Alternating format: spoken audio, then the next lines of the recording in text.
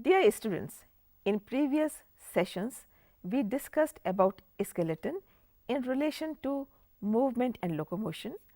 We did understand that along with bones, the muscles and the nervous system are also important, and we discussed in detail about 206 bones which we have in our body, axial skeleton and also the appendicular skeleton.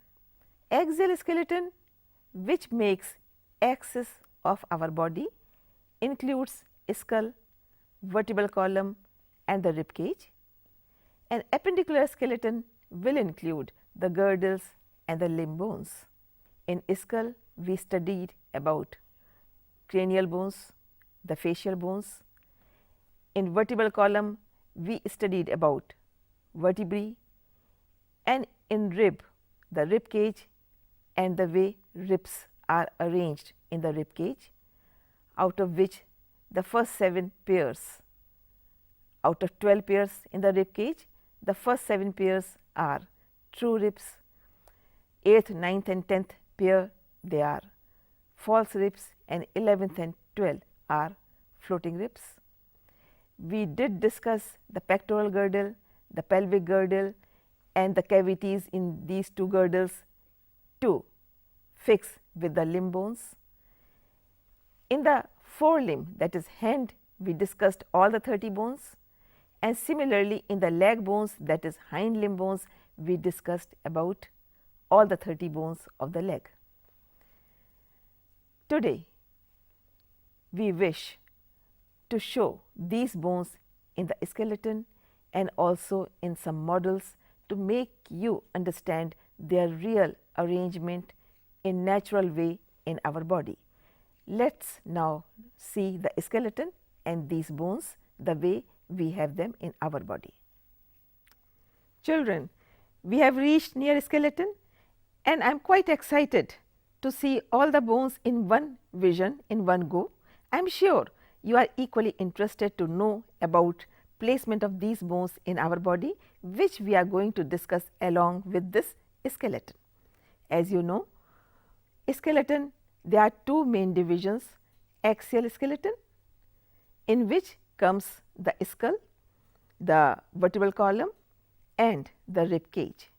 As the name indicates, axial means axis, it makes axis of the body, and that is our head, our chest and the vertebral column.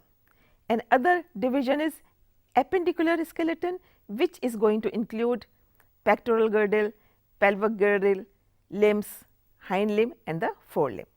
Let me start explaining the bones in this skeleton, starting with head, which is part of axial skeleton. You can see skull here, it has two parts, the cranium and the facial bones. There are 8 bones in the cranium and there are 14 bones in the facial region. The cranium bones are attached to each other by sutures, so they do not move much. Facial bones are making the face. This is the lower jaw. You will be surprised to know that this lower jaw is part of skull, a continuation from skull, and this is the jaw which is movable. The upper jaw is not movable. Try to masticate something and you will see only lower jaw moves, and movement of lower jaw allows you to eat, to speak and use your mouth accordingly. You can also see the eye sockets where eyeball are kept. The eyeball completely fits into this and you can see only the exposed part of the eye. You can also see a small hole here through which the auditory canal goes. It is ear. You can see the arrangement of teeth on the two jaws. So, this is making the skull. Coming to second part of axial skeleton, which is vertebral column. Vertebral column begins here and continues. You can see this part, and now it will continue further. I will see this from this side and as well as this side. this is all vertebral column, and there are 26 vertebrae in our vertebral column. First one is atlas vertebra, on which the head is resting. It is a very delicate junction and very delicate part of our body. The last part of brain, you remember brain is here, and the last part of brain, the medulla oblongata or hind brain, continues as a spinal cord and runs through vertebrae. That means the hind part of brain will run through this atlas, then other vertebrae. For that, each vertebra has a special arrangement. Children, you can see the processes coming here on the back side also, and in the center there is a canal. Through that canal runs our spinal cord, and see what nature has provided a kind of protection for soft spinal cord, which is running from this point up to this point, and it is covered by these vertebrae on all the sides. Why do we have so many small pieces of bones called vertebrae in our backbone or in our vertebral column? So that there is flexibility in our body, we can move our body right, left or forward or backward, and in doing so our spinal cord is not damaged. Suppose it was one piece, then it would have been a huge pressure on the spinal cord, which is very soft tissue. First vertebra is atlas, second is axis. They have different names individually and independently. We have 7 cervical vertebra, this is cervical region. Then we have 12 thoracic vertebra, this is thoracic region. I can show you, this is thoracic region where you can see rib attachment. Then there are 5 lumbar vertebra, that is in lumbar region. Then we have 1 sacrum, it is fused, and 1 coccygeal, that is also fused. You can see a small tail like thing coming out, and that is why sometimes it is also called tail vertebra. This skeleton belongs to human. Suppose it was a skeleton of some other mammal, maybe cow, maybe cat, they have tail. This particular bone will continue in the tail, and that is why it is called tail vertebra. I hope you know, in the process of evolution we evolved from lower mammals who had tail. We do not have tail, but we have tail vertebra, showing that yes, our ancestors did have tail. So, this is about the vertebral column. After this, I come to third part of axial skeleton, ribs and rib cage. This is rib cage and these are ribs. We have 12 pairs of ribs attached to 12 thoracic vertebra. Each rib is attached with vertebra, thoracic vertebra on the dorsal side. Children, you know this is the dorsal side and this is the ventral side. That means this is my ventral side and that is back is dorsal side. So, ribs are attached to dorsal side to the vertebrae of vertebral column and ventral side to sternum. This is sternum. Again, this is an important bone. Out of 12 ribs, the first 7 ribs are directly attached to sternum. I will count for you.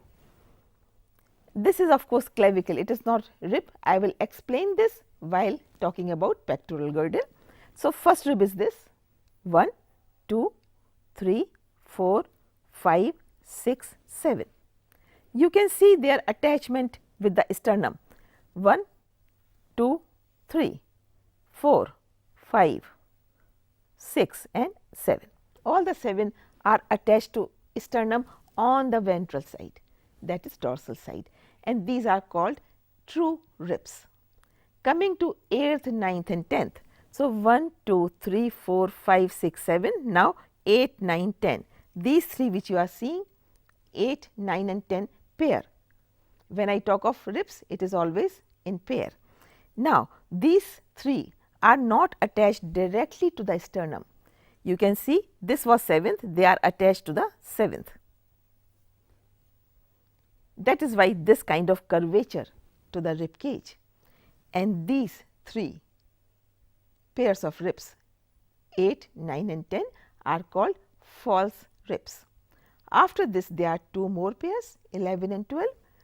You can see this is 11 and this is 12. These are not attached ventrally, only dorsally, and they are called floating ribs. This natural arrangement is to give a proper shape to our rib cage, because rib cage is going to lodge 1 heart here and 2 lungs here. So, it should have spacing and the shape accordingly. At this point in a natural body is a diaphragm, this kind of position that makes thoracic cavity or rib cage airtight. It is very significant that this area should be airtight in normal case, so that respiration and circulation, that is functioning of heart and functioning of lungs, go on normally. So, this is about the rib cage, ribs, and last part of axial skeleton. So, children, I hope you have understood axial skeleton. We now come to appendicular skeleton, which will include 2 girdles and 2 limbs: pectoral girdle, pelvic girdle, forelimbs and hind limbs. This is forelimb or hand. I have taken it out to show the structural detail to you. Before I start explaining this, let me explain the pectoral girdle. Pectoral girdle has 2 equal halves, one for the left and other for the right side. It has a scapula, broad scapula, this is the one, and then it has a spike and a process called acromion process. Then it has a small depression here, a cavity, it is called glenoid cavity, into which our hand will fix. So, this is pectoral girdle, this is hand or forelimb, and we are going to understand bones in our hand. This is humerus, which is the upper part of the hand, and this is head of humerus, the round one, which is fixed in the glenoid cavity of pectoral girdle and is able to move, and that is why we can move our shoulder the way we want. This hand, this attachment is here. So, this is humerus. This is of course elbow. Coming to the lower part of hand, we have 2 bones. Can you see 2 bones? They are called radius and ulna. This one is radius, the strong one, and this slightly thinner one is ulna. Children, you can remember like this: the one towards the little finger is ulna, the one towards the thumb is radius. Now, after this comes the wrist. This is a wrist. There are 8 small bones in wrist. You can see small bones here, and when you make movement of your wrist like this, it is possible because of these small bones. Suppose there was one flat bone, then you could not move your hand or wrist in this fashion. After this will come 5 bones here, which make your palm. So, these are carpals. The wrist bones are also called carpals, and these 5 palm bones are called metacarpals. After that are your fingers. Each finger has 3 bones. Similarly, you can see here.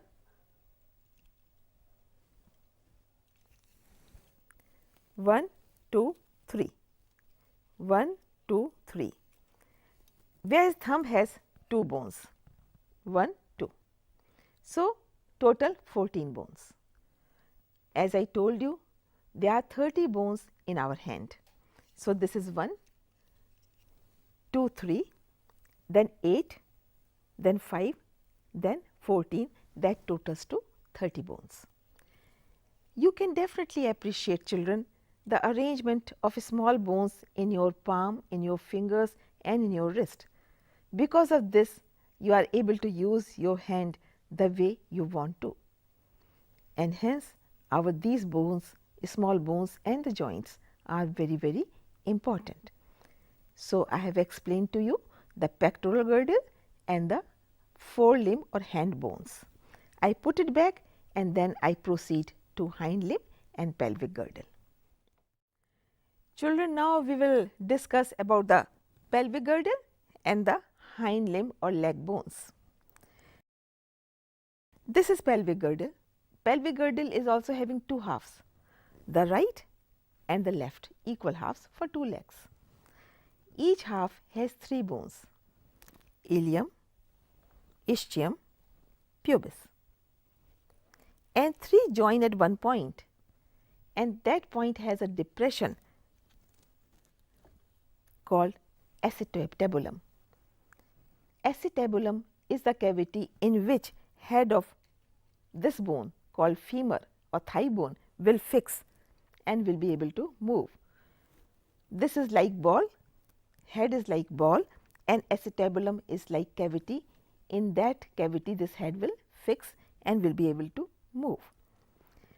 One more thing to tell you, the pubic bone is very important. Between the pubic bones the genitalia is placed. If there is any injury to pubic bone, the whole area in this part is very badly disturbed, including the aperture for urine or urinary aperture or anus or reproductive passages. So, this is a place, that is why it is called pubic bone, because it has pubis area in that genitalia is placed. Coming back to hind limb, which is attached to the pelvic girdle. This is the leg, this is the femur. Children, you know that leg also has 30 bones. This femur has the head which is fixed in acetabulum cavity of pelvic girdle, which allows the movement. Then knee, and after knee 2 bones, tibio and fibula. The fibula is feeble, small or weak, length is equal, but otherwise it is thin, and it is also towards the small toe, and this is towards the big toe. Similarly, like in forelimb, it has tarsals 8, then 5 metatarsals in the feet, and then 14 phalanges or digits, that makes it 30. So, the leg also has 30 bones. With this, we have understood the skull, the neck area, the vertebral column, the rib cage, the pectoral girdle, the forelimb, pelvic girdle and the hind limb, and importance of all these bones in our body. So, children, you have seen a true skeleton. I am sure you have enjoyed seeing the bones in reality, the hand bones, the humerus, the leg bone, femur, and also tarsals, metatarsals, carpals, metacarpals, and it was so interesting to see the vertebrae and the canal through which the spinal cord goes. And you have also seen the importance and the significance of girdles in our body, the pectoral girdle, the way it is arranged to hold the hand, and the pelvic girdle, the way the arrangement allows the movement of leg, and how our bones are arranged in such a wonderful pattern, so that we can move our body in a way we wish to, and we are able to do all the work. Children, finally, I want you to appreciate the arrangement of bones in our body, the flexibility, the utility of joints, tendons, the cartilages and ligaments. Can you imagine if we did not have this kind of flexible arrangement, our body could be in one piece. So, in today's session, we have understood in detail the arrangement of bones, their significance, and the joints and their utility in our body. With this, we come to the end of this session. Thank you.